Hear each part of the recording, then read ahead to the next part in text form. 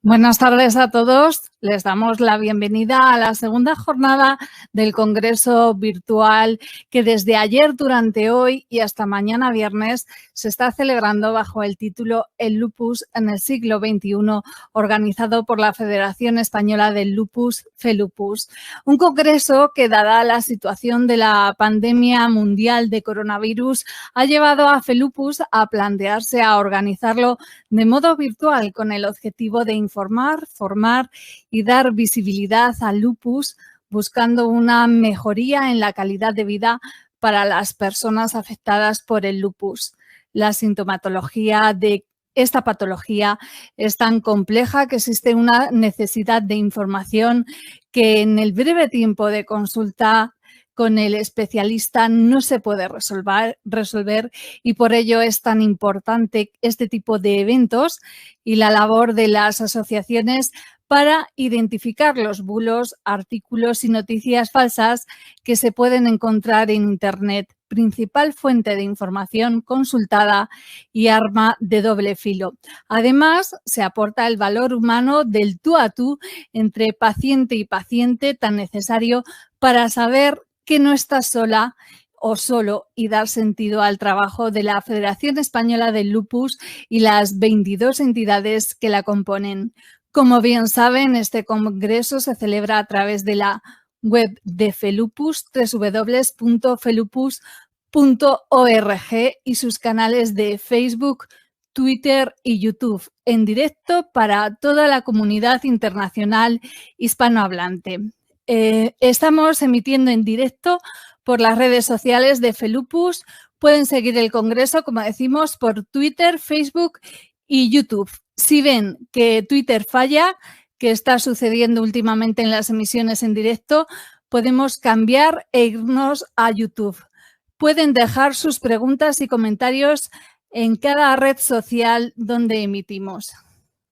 La Federación Española del Lupus, FELUPUS, y sus 22 asociaciones provinciales y regionales participan en la organización y seguimiento del evento, en el que intervienen numerosos expertos sociosanitarios, especialistas en lupus del panorama nacional e internacional, con la representación de colegios profesionales médicos de toda España y gestores del sistema público de salud.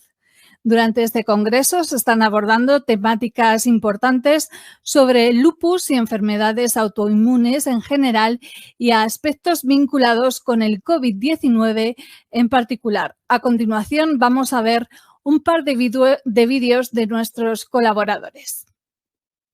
En GSK estamos comprometidos con la investigación y la educación en enfermedades como el lupus eritematoso sistémico. Nuestro objetivo es hacer que las personas puedan hacer más, sentirse mejor y vivir más. Estamos orgullosos de poder colaborar con la Federación Española de Lupus.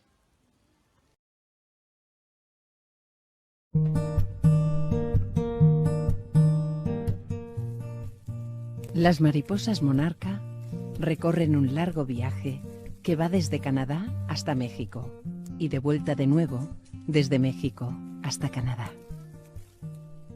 Tardan 4 generaciones en hacer este camino y vuelan siempre juntas. En Gebro, como las mariposas monarca, también queremos hacer un largo viaje juntos y acompañaros en el camino del lupus, que afecta a más de 100.000 personas, y ayudaros a mejorar vuestra salud y vuestra calidad de vida. E iniciamos este camino con el lanzamiento de nuestro primer fármaco para el tratamiento de esta enfermedad, y con la satisfacción de que sea nuestro primer producto surgido de nuestra I+D, con una formulación propia y desarrollado íntegramente en España y fabricado en nuestro país.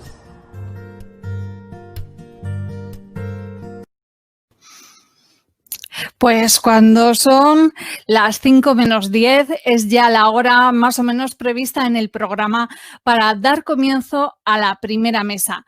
En ella van a intervenir 2 ponentes. Primeramente va a participar el doctor Norberto López Navarro, especialista del área de dermatología médico-quirúrgica y venereología del Hospital Clínico Universitario Virgen de la Victoria de Málaga, con una ponencia titulada Lupus discoide, lupus y piel. Seguidamente intervendrá la segunda ponente, doña Sonia Pérez Martín, paciente y vicepresidenta de la Asociación de Lupus en Canarias, LupusCan. Al finalizar ambas ponencias, dispondremos de un tiempo para plantear las dudas que surjan a los asistentes. Doctor Navarro, puede comenzar cuando quiera.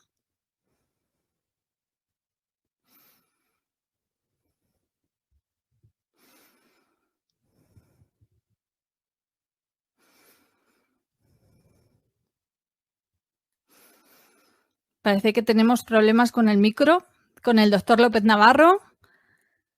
Doctor López Navarro, por favor, tenemos problemas con su micro, no le podemos escuchar. Ahora sí, ahora vale. puede intervenir cuando quiera.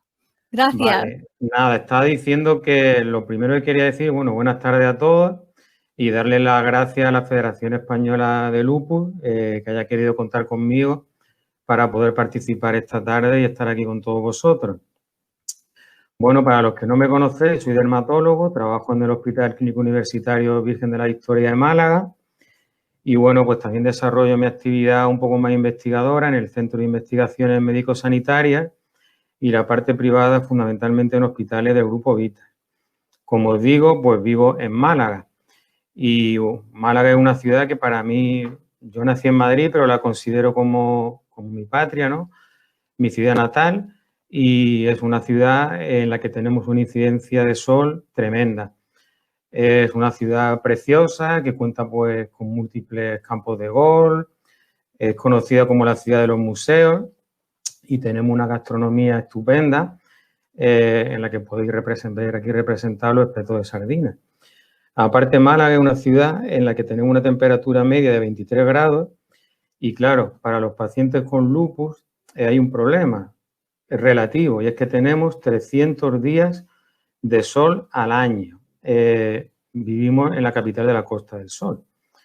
Entonces, bueno, yo voy a hablar de lupus y piel y no voy a hablar de lupus en el Polo Norte. Voy a hablar de lupus ni en ciudades oscuras o en las que haya lluvia, como por ejemplo pues Londres, Copenhague, etcétera. Voy a hablar de lupus en España, que al igual que Málaga, bueno, es un país en el que tenemos una incidencia solar tremenda.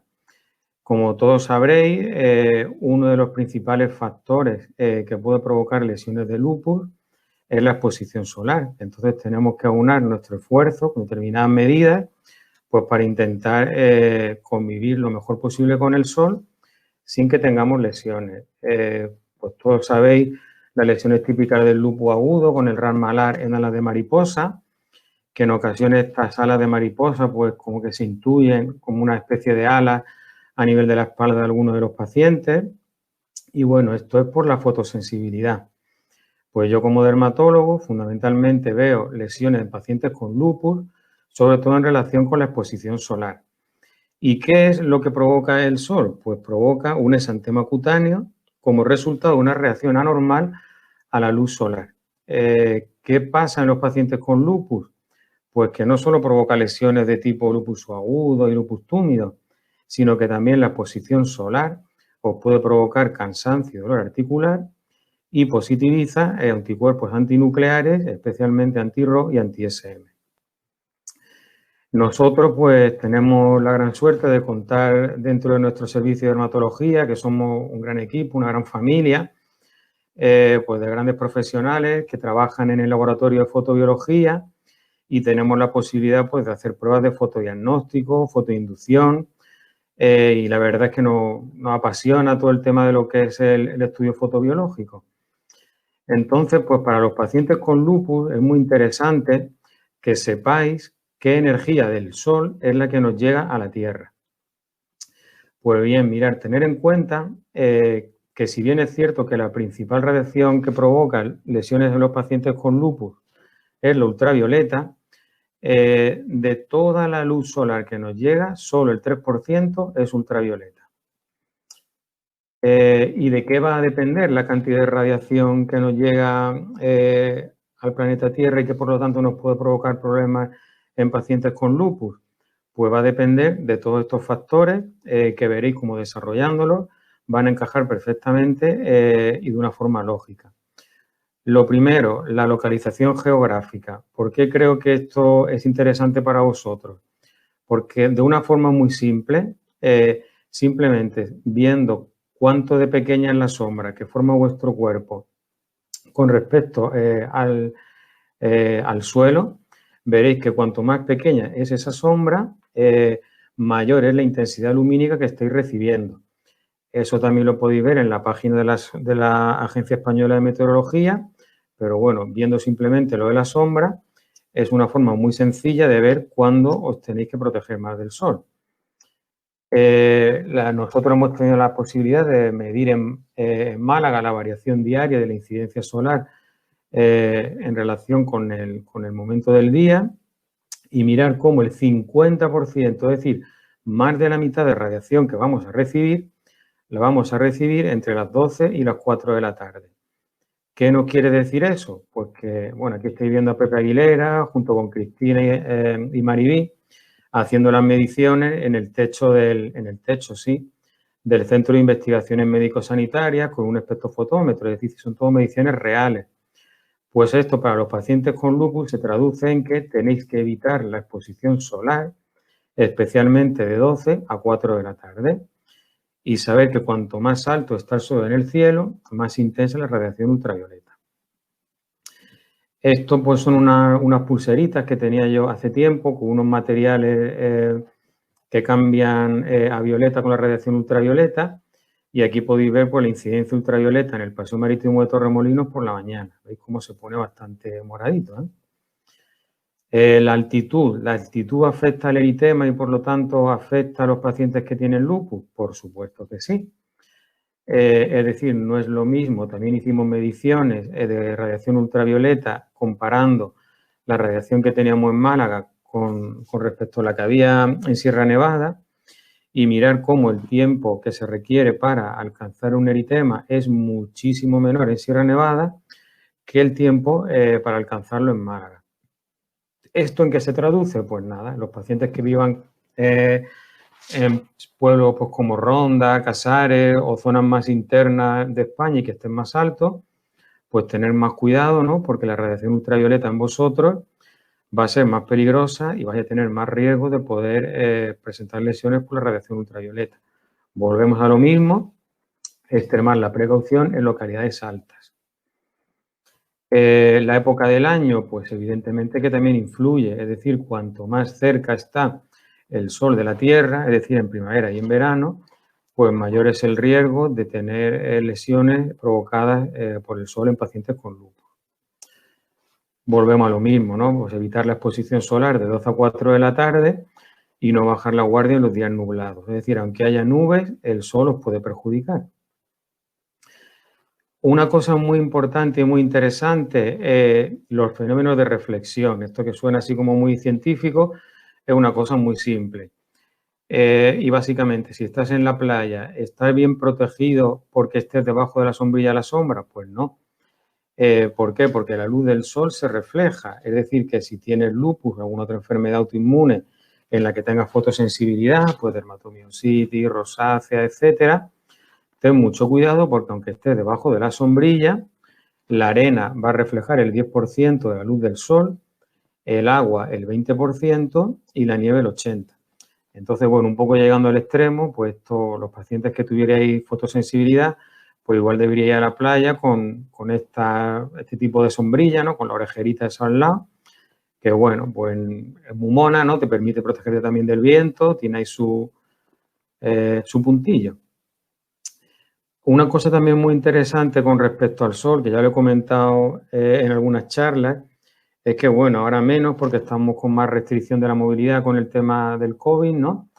Pero dentro del coche, yo, por ejemplo, hago trayectos de coche largos, por lo mejor estoy en el coche unas 2 horas al día, pues tener en cuenta que los cristales del coche os van a proteger frente a la radiación ultravioleta, pero especialmente el cristal delantero, no tanto los laterales.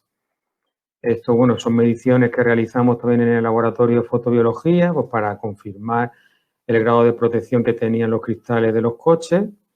Y esto, bueno, esto es interesante porque, bueno, aparte de los coches, también tener en cuenta que a través de los cristales de las viviendas hay algunos cristales que filtran la radiación ultravioleta y otros no. Entonces, ¿qué ocurre? Pues que en el Boletín Oficial del Estado del año 2012, el día 17 de marzo, que yo no sé si esto será casualidad, pero es la misma fecha de mi cumpleaños, el día de San Patricio, que también es el patrón de la cerveza, ¿no? Era una hora muy buena en la que nos podíamos estar tomando una cerveza, pero bueno, me estoy escuchando a mí aquí.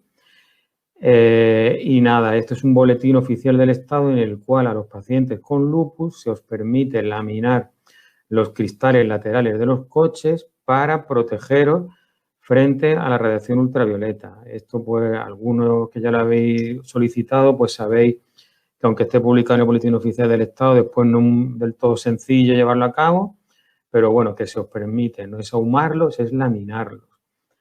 Y bueno, pues nada, en casa, si podéis, lo ideal sería que tuvierais cristales con doble acristalamiento y que en los coches tuvierais láminas de protección ultravioleta. Aquí veis, por ejemplo, la pulserita esta, pues nada, expuesta por la mañana yendo hacia mi casa. Y sin embargo, si la pongo delante del cristal delantero, pues veis como a la misma hora y en el mismo momento, en una zona distinta, realmente el cristal delantero filtra el ultravioleta, es decir, que protege. Una curiosidad, mirar los cristales de las cabinas de los aviones filtran menos ultravioleta que los cristales de un coche. Esto que os puede parecer algo, no sé, raro o increíble, es real. Es decir, también pues Pepe Aguilera y Mariví se montaron a través de amistades que tenemos en el Gomeulla en el avión, en un avión oficial, y hicieron mediciones y, bueno, pues comprobaron eso, que sí, que protege menos que el cristal de cualquier coche. Otra cosa interesante en los pacientes que tenéis fotosensibilidad y en relación pues, con la piel y las lesiones cutáneas es la ropa. Es decir, la ropa no protege al 100% frente a la radiación ultravioleta. Esto ahora, bueno, ya más o menos se va sabiendo cada vez más, pero bueno, hace tiempo pues no se tenía ni idea. Nosotros también hicimos mediciones reales pues, de los diferentes tipos de tejido, pues, de los diferentes colores, ¿no? Y deciros pues que, bueno, que la ropa 100% algodón y especialmente de color azul, rojo y blanco es la que mejor protege y evidentemente pues la ropa de tipo lino es la que protege menos. Entonces, pues sería recomendable que supierais que el color influye en la cobertura del ultravioleta, que los tejidos ideales para vosotros pues serían camisetas, camisas deportivas y polos, y después también saber que con el lavado sucesivo de este tipo de tejidos se reduce el porcentaje de capacidad de protección frente al ultravioleta. Así que nada, por los que no os guste mucho renovar vuestro vestuario, ya tenéis un motivo, simplemente diciendo que lo estáis renovando, que estáis haciendo una operación renovación de vestuario para protegeros más frente al ultravioleta, ya tenéis ahí un motivo para renovar vuestro armario. Ya hay algunas casas comerciales pues, que venden ropa que te indica el factor de protección ultravioleta. Y bueno, pues eso, que en verano preferiblemente poneros camisetas, camisas deportivas y polos y de colores oscuros. Otra cosa que creo que es interesante en relación, aunque no sea piel, pero bueno, es fotoprotección, pues son las gafas, ¿no? Es decir, no todas las gafas protegen igual. Lo ideal, también hicimos mediciones en las gafas, yo no voy a decir aquí marcas ni nada, pero bueno, simplemente deciros que no porque os gastéis mucho dinero en una gafa de una marca muy cara, os va a proteger más que una gafa más barata. No voy a decir nombre de marcas ni nada, pero bueno, deciros que fundamentalmente evitar las de color verde, amarillo y naranja e intentar comprar gafas con cristales gris o marrón. Cristales oscuros, ¿vale? Después, bueno, que las gafas tengan un factor de protección 2-3 y sobre todo eso, que sean de color marrón o gris. O una cosa que creo que es muy interesante y que en algunas charlas pues después me preguntáis mucho, es que, bueno, todo el mundo sabe que la radiación ultravioleta está en el sol, pero hay situaciones en las cuales estamos recibiendo radiación ultravioleta y a lo mejor ni lo sabemos. Vamos a ver, la radiación ultravioleta está en la playa, está cuando hacemos deporte al aire libre. Muy importante, ultravioleta, las cabinas de bronceado. Las cabinas de bronceado te ponen moreno porque emiten ultravioleta, ¿eh? Entonces, bueno, estarían totalmente contraindicadas. Pero, es decir, que un paciente pues, con lupus tiene que protegerse pues, como esta señora, por ejemplo. ¿Pero qué ocurre? Pues que hay situaciones en las cuales a lo mejor estamos expuestos a ultravioleta y no lo sabemos. Y entonces no nos estamos protegiendo. Si yo os pongo aquí esta foto pues, de unos mosquitos, un mosquito tigre, diréis, bueno, pues esto ya Norberto ya no se toma el café y pues no sé, no le está llegando bien la sangre al cerebro y ya se ha ido por la vía de Tarifa. Pues no, lo digo porque las lámparas matan mosquitos, atraen a los mosquitos porque emiten ultravioleta. Aquí veis las mediciones de diferentes marcas que hicimos en el laboratorio de fotobiología. Y entonces, pues nada, si compráis lámparas para los mosquitos, que aquí en Málaga hay un montón, sobre todo en verano, ponerlas lejos para que no, bueno, bastante lejos para que no os dé el ultravioleta. Las uñas, pues bueno, estas uñas son preciosas, son muy bonitas, ¿no? Ahora la tendencia en la adolescente a tener una uña un poco más larga, ¿no? Que bueno, que ya cada uno pues tiene sus gustos, ¿no? Pero hay un problema y es que las polimerizadoras de uñas también emiten ultravioleta. Estos son mediciones de polimerizadoras de uñas y bueno, pues que sepáis eso, los pacientes con lupus, que si os gusta hacer la uña, haceros las que vais a estar guapísimas o guapísimos, pero no os fijéis la laca de uñas con una polimerizadora porque emite ultravioleta. Y ojo, porque también hay luces como la luz LED violeta, que también se utiliza en algunas polimerizadoras, que la LED, aunque sea LED, también emite un poco de UVA. Entonces, tener mucho cuidado porque el LED violeta, aunque sea luz LED, también emite una pequeña, no emite mucho, pero bueno, lo suficiente como para poder ver aquí, para provocar en un test de fotoprovocación lesiones en un paciente con fotosensibilidad. Son un par de datos pues, que, bueno, que creo que os pueden ser interesantes. Otra cosa, las lámparas fluorescentes de bajo consumo, especialmente las compactas, estas que veis aquí, sobre todo las que tienen un recubrimiento de cristal, ojo porque también emiten ultravioleta, ¿vale? Sobre todo UVA, también un poco de UVB, pero poco. Pero bueno, que tengáis en cuenta que el estar trabajando en un sitio cerrado en el que no te está dando el sol no quiere decir que no te esté dando ultravioleta. Puede estar perfectamente bajo una lámpara fluorescente, estar mucho tiempo y estar recibiendo ultravioleta. Nada, estos son márgenes, o sea, curvas de radiación. Entonces, pues nada, comentaros que el sol o la ultravioleta no solo está en el sol, no solo está en las cabinas de bronceado, sino que también hay situaciones en las cuales hay ultravioleta y tenemos que protegernos, especialmente vosotros. O sea, que la ultravioleta no está solo en el sol.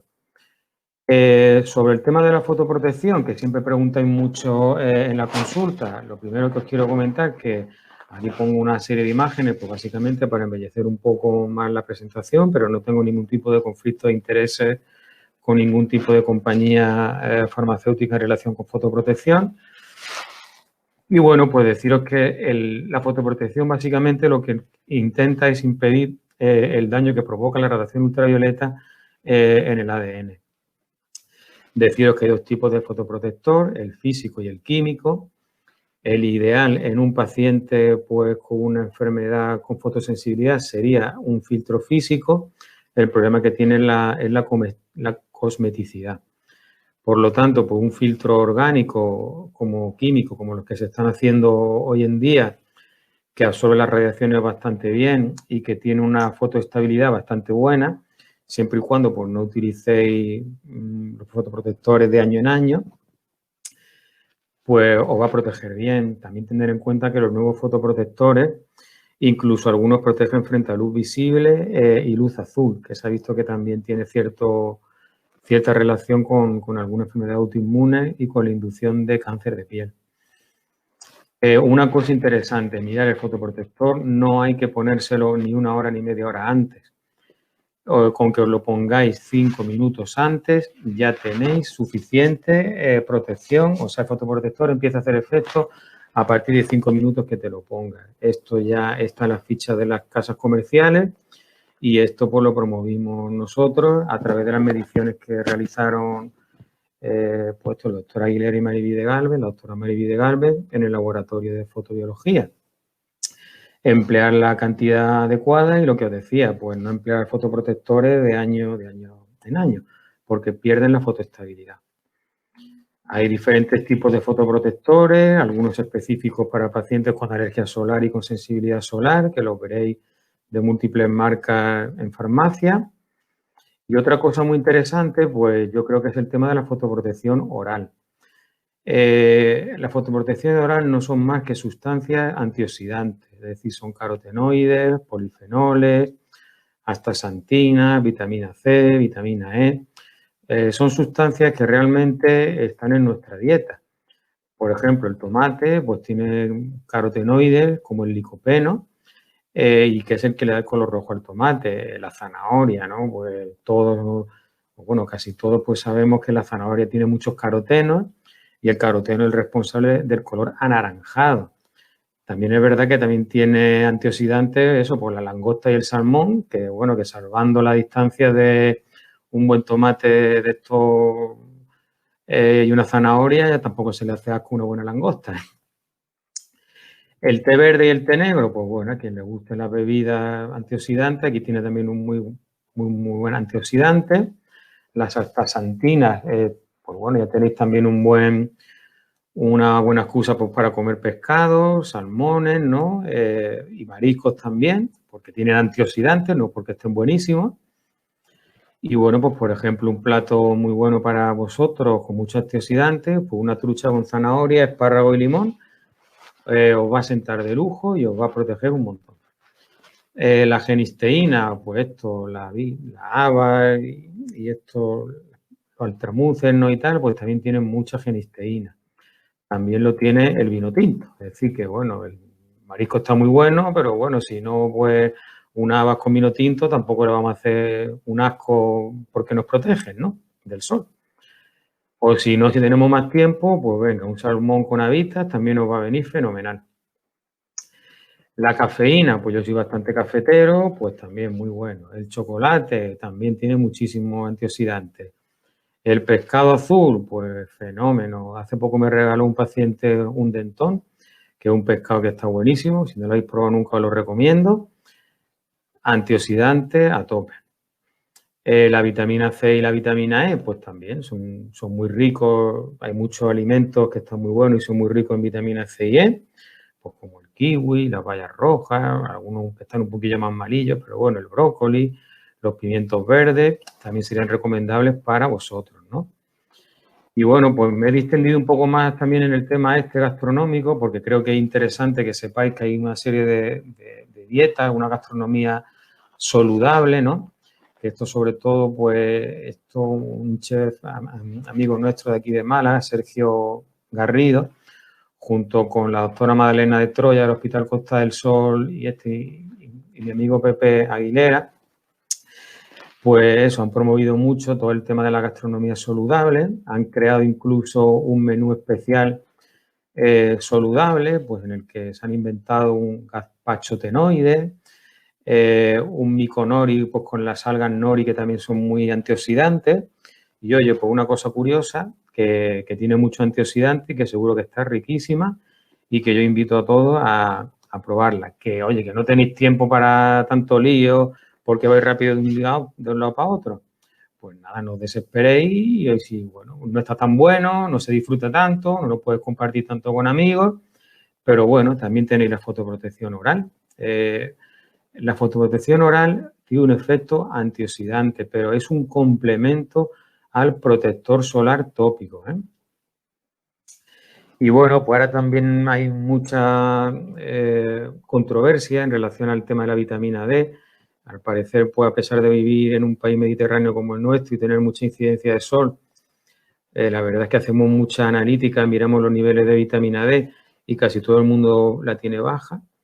Se está un poco ahí pues estudiando si será porque a lo mejor los niveles que se toman como referencia son excesivamente bajos, pero bueno, pues saber que realmente en el tema de los pacientes con lupus, enfermedad autoinmune, si tenéis la vitamina D baja, lo que tenéis que hacer es suplementarla, no tomar el sol, porque si no, pues imaginaros, ¿no? Y bueno, pues la fotoprotección en tiempo de COVID, esto un poco también, pues un apunte a mi querida amiga Eder, pues que ha tenido hoy un día un poquillo atípico, ¿no? Y bueno, pues me dejó una pantalla pues que tiene un efecto anti-COVID y también un efecto frente a la protección solar.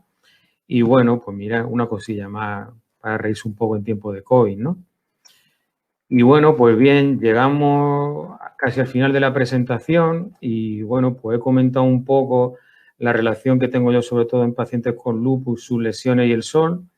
Y ahora pues nada, llegáis vosotros a la consulta del dermatólogo y os dice que tenéis unas lesiones en relación con la exposición solar, os hace una biopsia y resulta pues que eso que parecía una alergia solar, un eczema que no curaba, una toxicodermia, lesiones por el estrés, o mira, estos serán lesiones que te estás tú provocando porque estás muy nervioso y te estás rascando, pues resulta que no, que es un lupus discoide y entonces te dice que tienes lupus discoide. Y te quedas pensando, lupus discoide, pero bueno, ¿eso qué es lo que es? Te quedas preocupado, ¿no? Porque no sabes lo que es el lupus discoide y lo primero que piensas es que puede ser un perro verde. Pues bueno, mirad, el lupus discoide básicamente es una de las formas del lupus eritematoso cutáneo crónico. Básicamente son lesiones específicas de lupus y que se ven tanto en pacientes con lupus sistémico como en pacientes con lupus exclusivamente cutáneo. ¿Qué problema o qué características tienen las lesiones de lupus discoide? Pues que son crónicas y que tienen tendencia a provocar deformidad o atrofia cutánea. Entonces es muy importante el diagnóstico precoz de este tipo de lesiones, porque aunque sean crónicas, no quiere decir que no se puedan tratar y que no se puedan revertir. Es decir, crónica también es la diabetes, pero no por ser diabético va a estar todos los días con 360 de glucosa, ¿no? Eso es de perogrullo, pero bueno, es para que un poco entendáis, ¿no? Entonces, el lupus discoide clásico se ha clasificado siempre en localizado cuando las lesiones están del cuello hacia arriba, que esto lo bueno que tiene es que en el 95% de los casos, en el 95% de los casos, no se va a asociar a lupus eritematoso sistémico, y el lupus discoide clásico, cuando es generalizado, es decir, con lesiones por debajo del cuello, ya en un 20% de los casos se puede asociar a lupus eritematoso. Después también tener en cuenta que los pacientes que tenéis lupus eritematoso sistémico, pues con afectación articular, con cansancio, con síntomas sistémicos, hasta en un 25% de los casos podéis tener lesiones de lupus discoide. Y bueno, pues si tienes lupus discoide puedes decir, bueno, pues por lo menos, vale, tengo lupus, pero por lo menos no tengo lupus sistémico. Dicen, pues mal de poco consuelo, o sea, podéis pensar esto, ¿no? Mal de muchos consuelo de pobre, algo así es, ¿no? Bueno, esto de que no tiene sistémico, sí, pero el lupus discoide también tiene unas repercusiones muy importantes. ¿Y qué ocurre? Pues que provoca cicatrices, y cicatrices que aparecen sobre todo en la cara, en el cuello y en las orejas. Cicatrices que te pueden hacer que llegues a perder el pelo. Cicatrices que pueden aparecer en mucosa labial, en los párpados, lesiones que pueden provocar incluso paniculitis lúpica, como esta señora que estáis viendo aquí con lesión a nivel del párpado. Es decir, son lesiones visibles que aparecen en zonas en las cuales nos vamos a relacionar con los demás, que se van a ver. Es decir, que no es lupus sistémico, pero es un lupus muy visible. Que provoca eso, cicatrices en el cuero cabelludo con atrofias cicatriciales persistentes. cicatrices atróficas cuando hay afectación de la grasa a modo de paniculitis lúpica, telangiectasias con lesiones cicatriciales a nivel del cuero cabelludo. Es decir, son lesiones que de alguna u otra manera, aunque no tengan lupus sistémico, pues van a perjudicar a la relación que puedes tener con los demás y por lo tanto van a tener un impacto negativo en la calidad de vida de los pacientes que las tienen.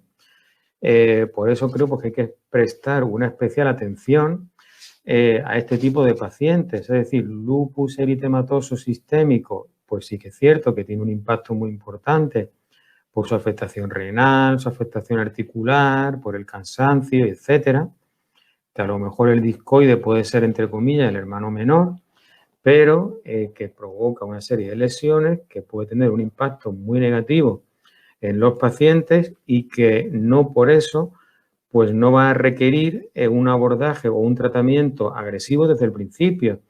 Es decir, más vale estar un tiempo pues, con corticoide a dosis intermedia y un inmunosupresor como el metotrexato o el microfenolato de mofetilo para parar la inflamación y que no haya una cicatriz residual, a estar en plan, bueno, como es el lupus discoide cutáneo, pues le voy a poner un corticoide tópico potente y ya está, ¿no? Pues yo creo que eso hoy en día sería un error total. Aparte, hay que tener en cuenta que el paciente no es solo el paciente y su enfermedad. El paciente es el paciente y su entorno, es decir, sus hermanos, sus primos, su familia, sus amigos, al que le gusten las mascotas, sus mascotas, ¿no? Y entonces hay que entender al paciente como un amigo y al paciente pues con sus síntomas dentro de todo el entorno, porque así, de esa forma, se entiende mucho mejor las lesiones que tiene, cómo expresa los síntomas, no solo los cutáneos que estás observando, sino síntomas subjetivos que él puede tener y que no te los puede transmitir. Y si, bueno, si nos inspiramos confianza entre nosotros, se pueden abordar mejor estas enfermedades. Y bueno, pues ya como conclusión, pues yo creo que hay que tener una estrecha relación con los pacientes, que al final algunos pues acaban siendo amigos, como muchos pacientes que tengo con lupus, que para mí los considero totalmente amigos y pueden venir a verme cuando quieran. En mi caso, pues como dermatólogo y en el caso pues, de los reumatólogos, internistas, igual. Yo la verdad es que tengo la suerte de trabajar en el Hospital Clínico de Málaga, en una unidad de enfermedades autoinmunes, pues con el doctor Manuel Abarca, internista, Ana Hidalgo, Rocío Arnedo, con reumatólogos estupendos, pues como el doctor De Aro, la doctora Rosa García Portales, es decir, que formamos un equipo y que no, pues si no a través de WhatsApp nos buscamos, nos llamamos, lo que sea, para intentar atajar el problema de los pacientes con enfermedad autoinmune lo antes posible, incluso en estos momentos de pandemia. Yo como dermatólogo insistiros en el sol como agravante no solo de clínica cutánea, sino también de clínica sistémica. Las diferentes medidas que he comentado para afrontarlas, algunas más en plan lata, como el ponerse una crema todos los días, pero hay que ponérsela, y otras más interesantes, pues como una dieta saludable, rica en antioxidantes para protegernos del sol, y después tener en cuenta el lupus discoide no solo como una enfermedad de la piel, sino como una enfermedad de la piel, pero que también puede tener una repercusión a nivel global muy importante por el impacto que puede tener en la calidad de vida de los pacientes con lupus discoide. Y nada, pues muchas gracias a todos y muy buenas tardes. Este era el fin de mi presentación. Muchísimas gracias al doctor López Navarro. Sin duda ha sido una ponencia muy interesante que nos ha permitido aprender muchos aspectos de la enfermedad del lupus y de la que a raíz de ella además han surgido varias preguntas que plantearemos al final de la mesa. Ahora, a continuación, para seguir con la organización del evento tal como está programada,